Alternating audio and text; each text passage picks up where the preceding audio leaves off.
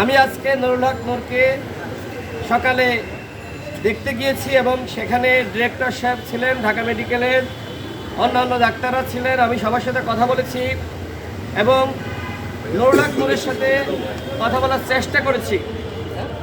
আমি যখন নুরুল হক নূরের সাথে কথা বলার চেষ্টা করছিলাম, আমি কথা বলছি এবং তিনি শুনতেছেন, সেই অবস্থায় তার নাক থেকে জমাট বাঁধা রক্ত বের হলো। অর্থাৎ গণমাধ্যমে যে খবর প্রচারিত হয়েছে নুরুল হক নূর পরিপূর্ণ সুস্থ, সেই খবর আসলে সঠিক নয়। নুরুল হক নূরের নাক দিয়ে এখনো পর্যন্ত ব্লিডিং হচ্ছে।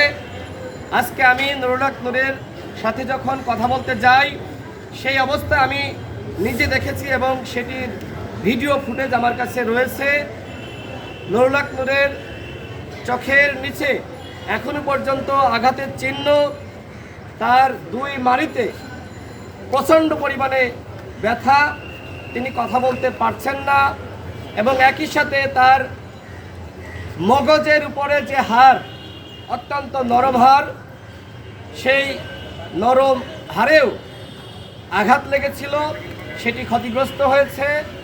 নুরুল হক নূর এখনো পর্যন্ত তিনি পরিপূর্ণভাবে সুস্থ হননি।